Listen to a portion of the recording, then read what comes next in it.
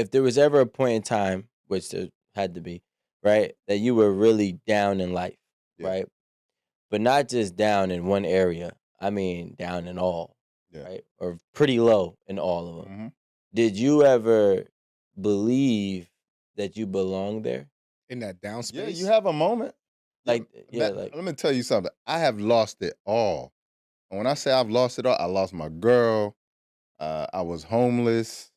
I lost no money. Everything you can think of, you could lose. I lost it all, bro. I had to sleep in my car during the winter. Like I lost it all. So I know what it like to be here, like not here, not here, here, here. like under who you believe like it was even possible for like your situation for you to be in. And there's a moment where you feel like, because I definitely felt like that. I mean, this happened after I graduated undergrad, and I had 2 degrees, 2 science degrees. And there's a moment where you're like, what did I do all this for? Like, is just not meant for me. But then there's a moment where it's like, I always tell people, you got two voices. One is championing you at all times, and the other one is like, Go When you're left, never gonna go be left. nothing. you see what I'm You're saying? gonna be stuck for the rest of your life. It's like you were born poor, you're gonna always be poor. Like that's the other voice. That's the system. And you gotta choose which one you're listening to. And the one that you listen to the most and the one that you give the most attention to and the most energy to, that's the one you feed. That's the one that's gonna get louder. So the reason why I asked you that is because I feel like that's the main separating factor. Everybody gets knocked down, Yeah. right? And we keep on, asking the question or posing the question like, what do we tell these people? We tell the people that even when you're knocked down, because the people that you probably look up to, like Dr. Holistic, and you like, I rave about you, so they might rave about you too. So like the people like that, they don't know that even when you were at your lowest, you didn't really believe you belonged there to live for life. I think a lot of people when they get knocked down, they think they deserve it. They think that they can't get back up, or they think that this is where they belong. And so they quit, which is why they lose and or fail. Yeah. And if you know, I mean, you had some credentials that you could be like, I have a potential that I know can provide results. I think people need to believe that for themselves too. Even though some people, the whole world is going to tell you you're crazy. I saw Fetty Wap giving out mixtapes at Montclair State University, and I was like, get him up out of here. Yeah. And a year and a half later, I'm listening to him and singing his songs, Yeah. right? But he's probably one of those people who believed that he was going to get what he deserved out of life, Yeah. no matter what, and no matter what process or season that he was in, similar to yourself, Yeah. myself, Alan, et cetera, et cetera. You know what the source of that is though? That belief is when you don't look outside of yourself for validation and approval from others. I could agree with that. That's the source of it, bro. Because that's the one thing I can say about me. Like, even at my youngest and at my worst, like I never looked for people to validate me. I never looked for people to approve me. I never needed that. And so because I had that, whenever I got down, just like everybody, I had the two conversations going on. But the big thing was I had to revalidate myself. I didn't go outside of myself to say, okay, I'm in a jammed up position right now. I need to go get my girl back. I never thought about going to Oh get my my girl God. back. Yo, and Because men do Never that. thought about that. I'm like, I'm thinking to myself, I'm trying to get my stuff together and focusing on myself. So I this can isn't get, who you are. yeah, and You don't belong here. I'll give you another story. This is an even better story. When I was in the 7th grade, I was telling you about I watched a friend kill another friend with a bat. I lost my best friend and cousin that same year. I go from the 7th grade to the 8th grade. Now that year before, I was reckless because nobody's thinking about this 12-year-old kid acting out. has witnessed the murder, lost his cousin. Like he's gone through something. Nobody thought to give me therapy. No You know, conversations. like I come from a family, like I love my family, but we weren't nobody like We don't talk about it. hugged me and said, like, yo, he needs some support. Like it wasn't like that.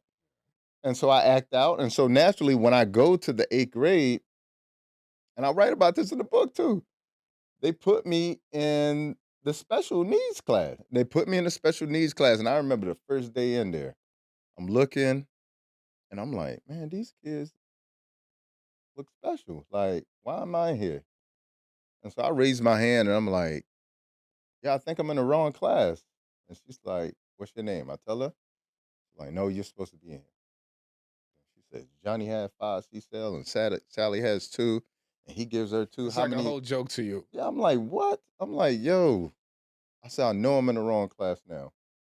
I was like, this is like They addition. classified you. I was like, I always got A's and B's. Like, Yeah. and she was like, yo, if you outburst again, you got to go to the principal. That's why you were in that class. And listen, you know what I did? I said, I'm going to the principal's office. I go and I'm like, what's happening? I'm like, why am I in this class? And he's trying to convince me you're in the right place. And I said, I'm never going back to that class. So, like, what are we going to do? He was like, you got to go back. I said, there's no way I'm ever going back to that class. I don't belong there. And he finally tells me, your mom has to sign a waiver. That's the only way you can get out. Mom comes to the school, signs the waiver. He takes me to a class that I don't even have the prerequisites for. It's algebra, and I haven't even taken pre-algebra. So he set me up for failure. On purpose. And when the teacher saw me coming into class, and it's an AP class too, and she's like, "Are you gonna be trouble?" Because like, again, like I grew up in the hood. Like I had gold fronts in the 8th grade. Like I'm trying to tell you, like So it's that's why. intimidating. You coming in like, Yeah. Like, what's he doing here? It's like I don't look like the other kids. okay. And so she's like, "Are you gonna be any trouble?" I was like, "I'll sit in that front seat right there every day." And so I ended up getting an A in the class. And at the end of the class, the last day I was walking out, she said, "Hey, stay behind." She was like, "I want you to know, like, do you know he tried to set you up?" I was like, "Yeah, for failure." And I was like, "Yeah." He was like, "Well, you need to remember this every time somebody does this to you because people are gonna do this to you again.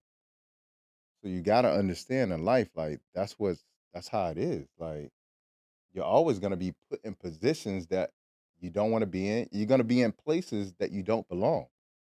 But you have to be brave enough to say, I'm in the wrong place. I don't belong here. And when people try to still keep you there, like they tried to keep me there, you got to be brave enough to say, I'm getting the hell out of here by any means necessary.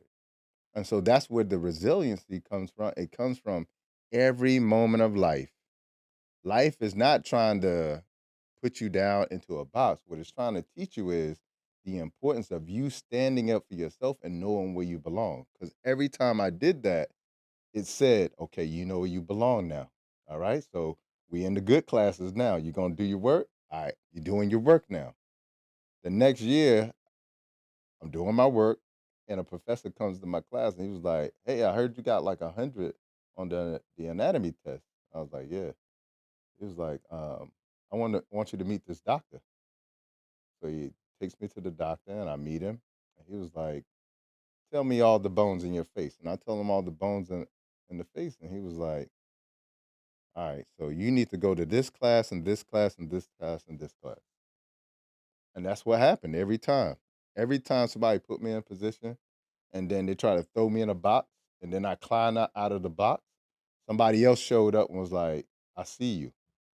And that's what people got to realize. Like the world isn't against you. It's just trying to make you affirm the direction that you're going into.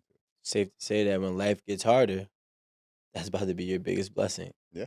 If you know you work so hard to be at this level and gifted more than anything, it's just a gift, right? That you receive from if somebody believes in God it's just a gift. You have a gift, right? And then you use the gift, you recognize the gift, they test the gift, and it's like go. They test it, oh, it's real. They test it again, oh, it's Yeah. real. They Yeah. test it, right?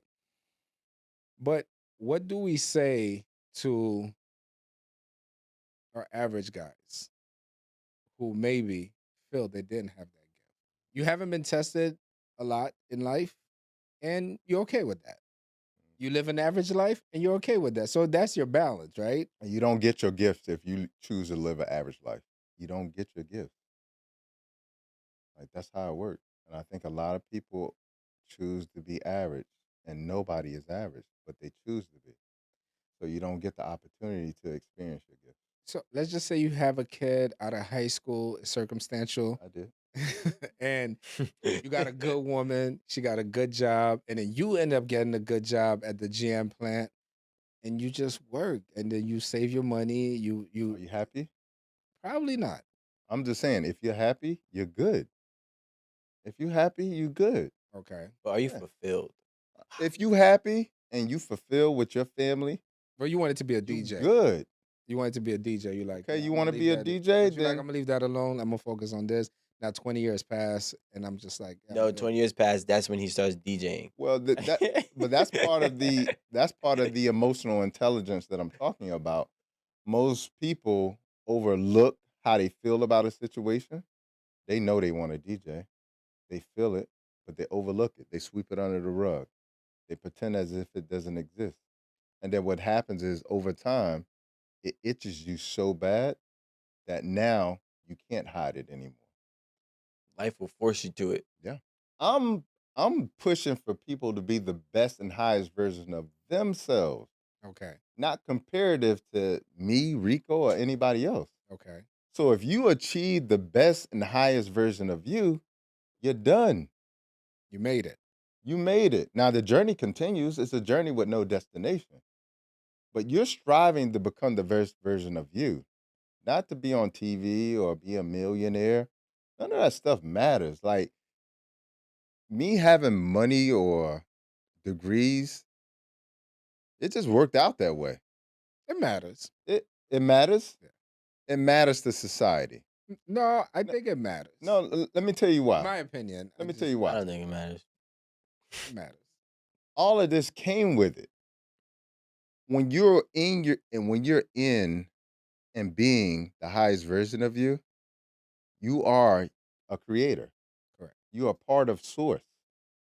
The same way, like the first words in the Bible is talking about in the beginning there was the word, And the word was with God. and the word was with God, The word was God. and the word was God. Okay. So the things that you are telling yourself, okay, when you become a creator, now that conversation is gonna roll in your head. And it creates. And it creates. And it creates. And so it doesn't matter what you do, It keeps you're going to creating. be abundant. If you have negative thoughts, you're creating. Or average. If you have doesn't average matter. thoughts, you're creating. I'm saying the money doesn't matter because I'm in the spirit of the creator, because I'm tapped into source, it comes with it. So it doesn't matter. I could hustle my whole life to make $100 million. Yeah. And I could end up just putting so many hours in. And then there's this kid, he's just born with $100 million.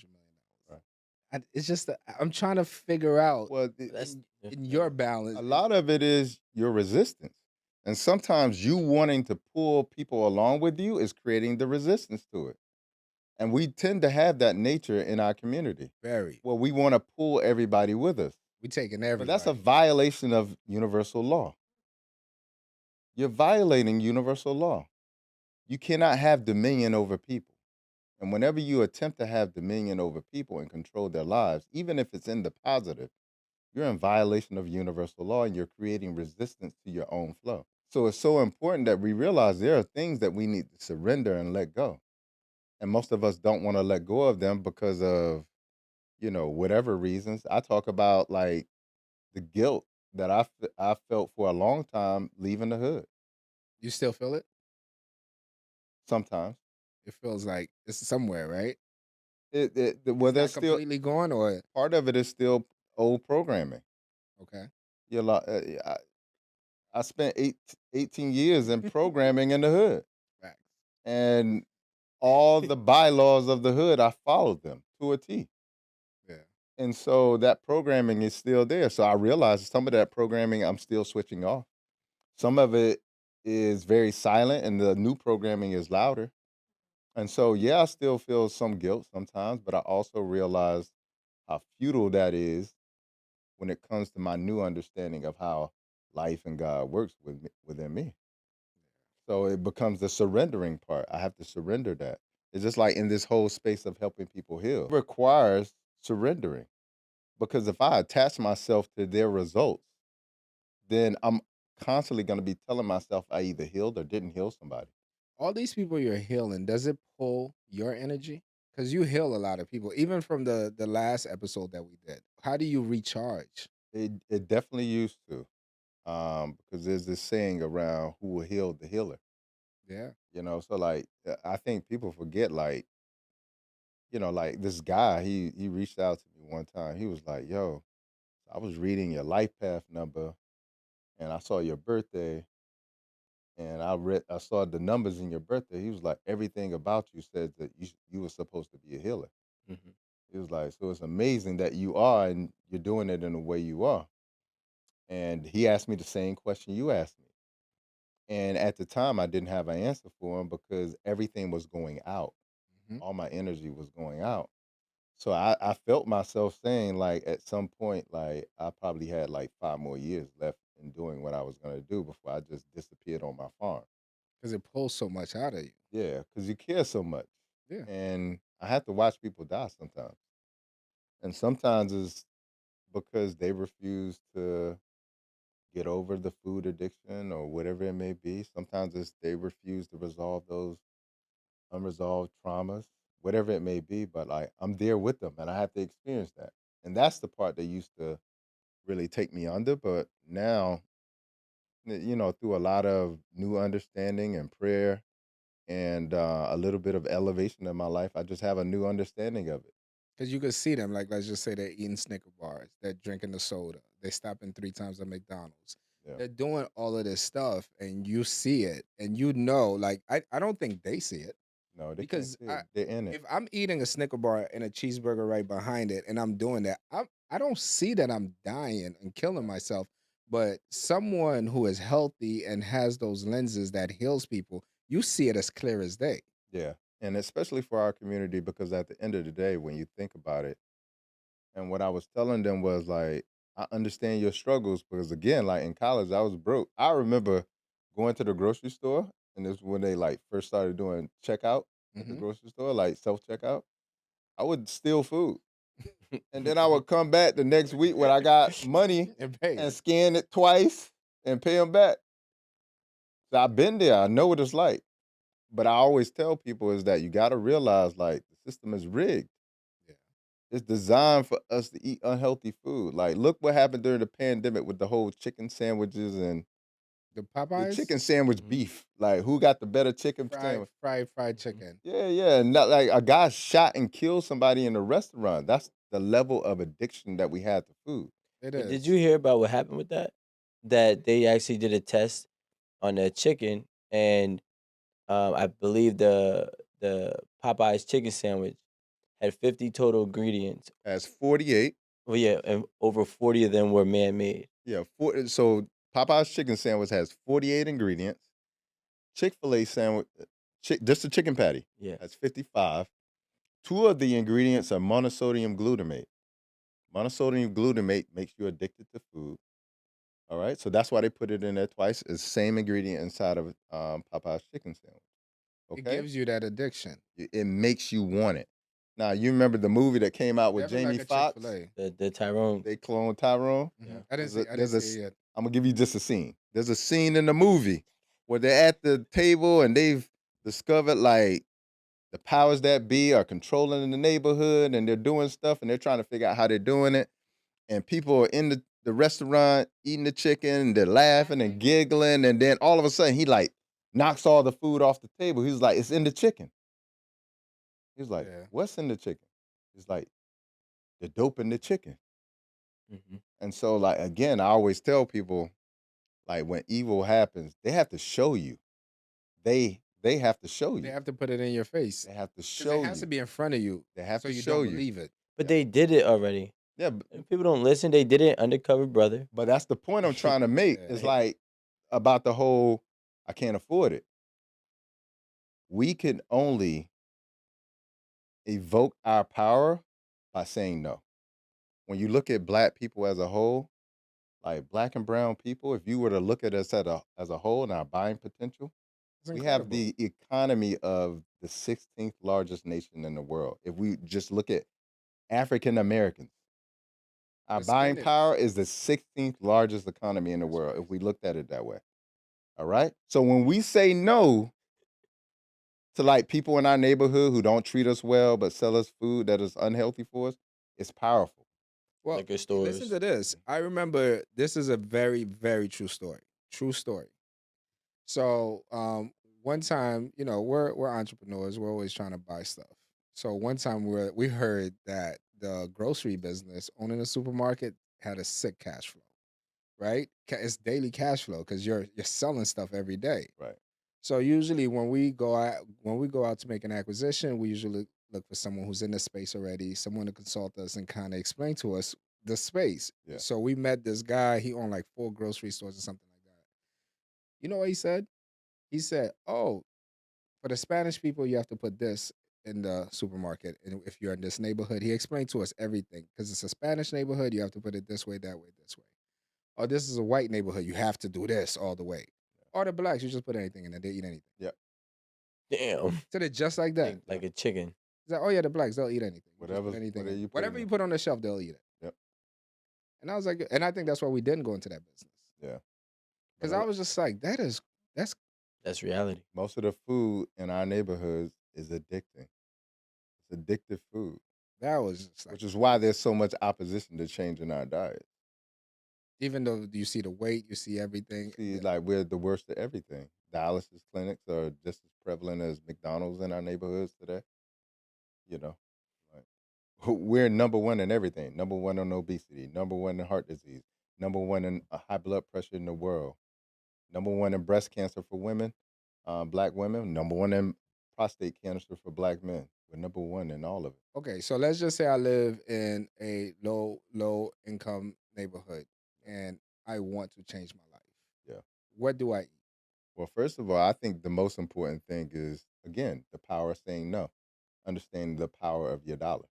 Okay. Okay. And then when some brothers like you start to come through, like, hey, I want to buy a supermarket, it's like, all right, can you put some fresh vegetables and some good stuff in here for us? Okay. So that's part of it. The other part is like, like what I was telling people, on the session, what I was having with them, like, that's one of the reasons why I started a tropical fruit farm. When you look at what Bill Gates is doing, he owns over 250,000 acres of farmland. And what he's doing with that is Mhm. not good. I'll just say it that way. Okay. It's not GMO stuff. It's GMO. It's a company called Appeal where they put this plastic layer on the outside of veggies. Is just a bad look. And so, like, that was one of the reasons I said, you know what? I'm gonna buy a farm so I got my own food. But then the idea comes like, all right, well, I can't eat all the food myself. So So let me share it with so the like people. finding people like black farmers like myself. I'm gonna just play devil's advocate Let's for one do it. second. Yeah. Look, if we have 300 and something million people to feed. Yeah. We have 300 million people to feed that are impatient. We have 300 million people plus to feed. They don't want to hear nothing. I run a business, let's say, and I'm like, look, it's a fast food, but I'm gonna make good food for you. But I gotta put, 60 pounds of chicken to put out for the day. Well, 60 pounds of chicken is not enough because they want 300 pounds of chicken. Now I gotta call the farmer. The farmer is like, well, we don't got 300 pounds of chicken that we could give you every day. So unless we inject this. Veggies So don't take that long. Veggies easy to get. okay. Wow, I'm plant based. And I ain't gotta worry about the hormones in the chicken. So I could just eat some carrots, some Come on, man. celeries. Don't dump me down there. Because Yeah. I swear, people, Became a people be groundhog. people be thinking people who don't eat No, meat Dr. like Price, just I'm be not gonna eating lie to you. carrots. Look, all right. Bugs Bunny. I'm off my devil's advocate. I'm not gonna even lie to you. I really been on eating healthy, and I actually really enjoy it. Gotcha. I prefer it. Like, I could cut down on the alcohol a little bit, but I love my alcohol. I Gotcha. love me a drink or two, and I love me a cigar. Okay. I did read people who smoke cigars do live longer. Yeah, that's Really? not true.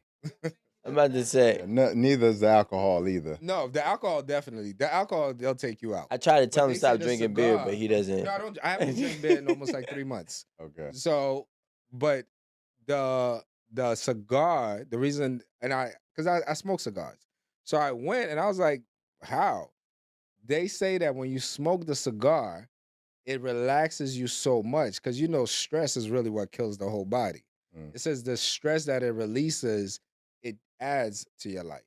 Oh yeah. That's what I'm telling. Hey, yo, let me tell you something. That's crazy. Remember I was telling you about the doctor I met Mhm. before I had this idea to become a healthcare professional. Yes. He took me to the hospital, and he took me in this section of the hospital, and he's like, "You know what this is?" And it was a blood vessel. And I was like, "Looks like yeah, that's a blood vessel." Jesus, He's that like, "I'm long? gonna show you something." He hooked it up to the end of like a water faucet. He turned it on, and it looked like a sprinkler, like just all kind of water just coming out of All it. types of holes in it. I was like, "Why does it do that? Is that how our blood vessels are?" He's like, "That's how it looks when you smoke." Cigarettes. You think tobacco and Because cigars are very different? I don't inhale cigars, right? So cigar is almost That like a sound like me and mouthwash. hookah. I don't inhale hookah. You hear yourself? But cigars. You hear yourself? This is being recorded. Like when what's it called? When I work out, right? I got so deeply addicted to pre-workout that I wouldn't even drink it with water. Just parachute it. Put the powder in your mouth. Yeah, because it I've hits you. seen it. It hits you faster and it's stronger. It's more potent. So they said that like things that go in your mouth. I'm not unpausable. What's it called? Typically go throughout like your bloodstream faster, or your brain faster. Yeah. So if you're inhaling, You're not inhaling, but it's like this. but you're still pulling the smoke into your cheeks. I'll send you guys the link. I was just gonna say, all I gotta say is No, I agree. Let me tell you something. You got a dirty habit. I'm just trying to tell you, bro, you can do whatever you want to do. It is very rare that I have conversations with people that basically put me into a spiritual, mental trends like a place. That's what I'm saying. Like the audience, they're watching it, but I'm telling you, if you sit next to this man, to this doctor, you could feel that. You could feel it. You could feel the healing. You could hear it. So I'm not going against what he said because I'm telling you, since the last time you were here, you could feel it. It's like, even though I know you're talking in general, but it's like everybody who watched that episode felt you were talking to them. Yeah. I never understood when people outsource for things that is all within. Like stress, What do you mean? like stress levels is literally how You you. outsource I don't outsource. when you go to the gym? No, I don't. I don't go to the gym for stress. I go to the gym because I know I'm on camera. It's a whole different thing. I've been fit my entire life. I don't know anything else. But like what I would do, how when I have high stress levels, you see me on my rooftop reading a book, I see. listening to frequency. I don't outsource for different things of certain like. I usually try to look within. What's gonna help me look deeper within? Yeah. To calm me down. Yeah. I can't. That's important too. Yeah, I can't go out. Like I was never like any woman that I've ever dated. If she ever got stressed and said I need a drink, I stopped talking to her immediately. Immediately. Why? Because you don't have the ability to handle things. Any woman you take serious, you mean? Well, I mean, any woman that I'm talking to, I'm pretty much taking serious. Okay. Otherwise, we're not talking that much. You know what I'm saying? So, but like I never liked that. You're saying more like you don't understand, like a toxic or not toxic, but like a dependency. Is that what you're saying? You don't have. Yeah, you. Like you are the source. No. So what that means is he's saying like what I'll do is I'll tap into frequency music. It could be meditation. But still It an could be outside breathing. source, right? Meditation. That's going. No, not meditate. That's I going meditate. No, inward. I meditate. That's going I inward. meditate in the morning. No. Just for the record, I do meditate. No, the music is an outside source, but it's a positive outside source. It's more so of a leading back to self. Yeah. Inner. Like as long as it does this. Yeah, if it goes inward. Now, what happens is when you're not inhaling. but the thing is, like, it's not just a sense of dependency. It's really a character flaw that allows me to know that when certain things are stressful for you, you do not have the ability to sit down and calm yourself down. You don't have any self control of your own legitimate emotions or life or perspectives. You don't know how to handle life. Like, that's how I look at it. That's why when people get stressed out and they get depressed, I can honestly say I've been depressed one time in my life, right? And that was because reality hit me. Outside of that, You said reality. yeah, like that's when I was like 23. I was like, oh, this is real, Yeah. right? But outside of that, it's like, all right, I don't really get depressed. Like I might have to sit down, I might have to revisit myself and Yeah. and ground. But like, what you know is good for you, commit to that fully. Don't do it in moderation. I was just telling him, moderation kills people. Yeah, I heard you when you said Mhm. that earlier. That whole thing about in moderation, it's not true. Want to know why? Because everything we're talking about is addictive. Everything we're talking about has an Food, addictive alcohol, quality to it. tobacco. And anything that makes you addicted to it, including people, is not good for you. Definitely. So, like, what I'd always tell people is, like, at some point, you got to make a full commitment to yourself, not like Lent or my birthday or, or New or Year's, New Year's. Like, that's at the some point, you got craziest to thing. say, like, no, like, instead of doing this diet, I need a lifestyle. That I believe in. I'm a Yeah. huge believer in Yeah. that. I completely believe in that. Do you think that however many people that were on the earth were fulfilling a purpose or their purpose, I should say, not a purpose? Well, I think I have a different perspective on our evolution as human beings. Okay. I think we have evolved away from ourselves instead of evolved. Mm. I believe that at some point, the reason why our ancestors were able to create things like the pyramids of Giza or the Dogon were able to know all of the planets without having a telescope was because we were in tune with senses that we no longer are in tune with.